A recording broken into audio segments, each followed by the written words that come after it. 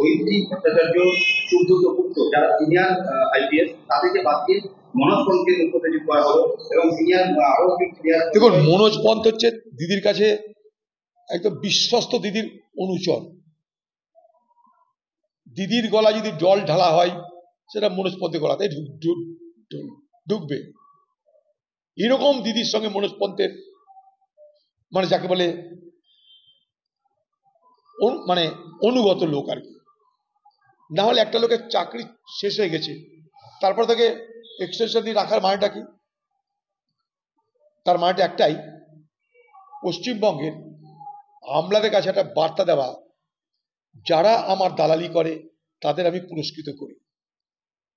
মনোজ পন্থকে দেখো, দালালি করেছে, আমার কথায় উঠা বসা করেছে, আমার কথায় হ্যাঁ বলেছে, আমার কথায় নাকে না বলেছে, তাই তার এই দালালির মজুরি হিসাবে তাকে পুরস্কৃত করলাম। পশ্চিমবঙ্গের আমলা তন্ত্র, পশ্চিমবঙ্গের আমলারা তোমরা দেখে শিক্ষা নাও এবং আমার এইভাবেই সেবা করো, এইভাবে আমার দালালি করো। এটা বাংলা মানে বাংলা বাঙালি মানে দিদি যখন বাঙালি বলছে না, অন্তত নন বেঙ্গলি, সেই জায়গায় ওরা এরা তো বাঙালি, বাঙালি বাদ দিয়ে তখন আবার নন বেঙ্গলি। ও তো করলাম, বাঙালি বাদ দিয়ে নন বেঙ্গলি। দিদির কাছে ধান্দাবাজি সবকিছু। দিদির কাছে বাঙালি অবাঙালি কিছু না, দিদির সাথে ধান্দাবাজি।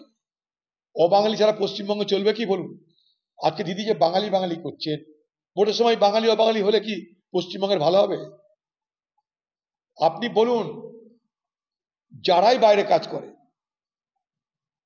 বাইরে থেকে আমার রাজ্যেও লোক আসে, আমার রাজ্য থেকে বাইরেও লোক যায়, কিন্তু সমস্যাটা হচ্ছে কি, বাইরে থেকে আমার রাজ্যে যদি একটা লোক আসে, আমার রাজ্য থেকে বাইরে 100 লোক যাচ্ছে।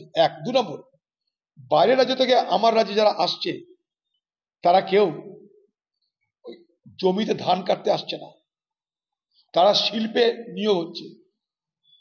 এই রাজ্য থেকে বাইরে যাক, আমি চাই এই রাজ্য থেকে সব বেকার বাইরে চলে যাক, কিন্তু তারা ডাক্তার হয়ে যাক, শিক্ষক হয়ে যাক, প্রফেসর হয়ে যাক, গবেষক হয়ে যাক, সেটা আমাদের গর্ব। আমাদের আপনি এখানে কাজ দিতে পারেননি, তাই যে বাংলা একদিন সারা ভারতবর্ষের রুটি রুজির জন্য সবচেয়ে আকর্ষণীয় রাজ্য ছিল, আর সেই বাংলা ছেড়ে দলে দলে লাখে লাখে মানুষ বাইরে পাড়ি দিচ্ছে।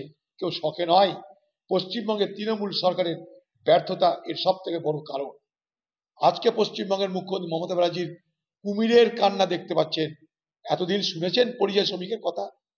দিদি তো 11 সাল থেকে আছেন, 15 বছর ধরে কখনো দিদির মুখে পরিযায়ী শ্রমিকের কথা শুনেছেন?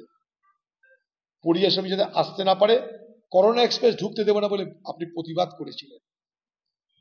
আজ ভোট বড় বালাই, ভোটের মরশুমে আর তো কোনো ইস্যু নেই দিদির হাতে।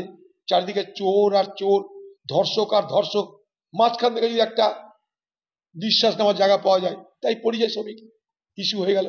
সেই পরিযায়ী শ্রমিকদের জন্য কিন্তু লড়ছে সেই পরিযায়ী শ্রমিকদের পরিবারের লোকেরা কোর্টে গিয়ে। দিদি কিন্তু সেখানে নাই, দিদি ভোটে আছে। দিদিকে ভোটে পাবেন, খাটাই পাবেন না, ভোটে পাবেন। দিদি পেটে নাই, ভোটে আছে।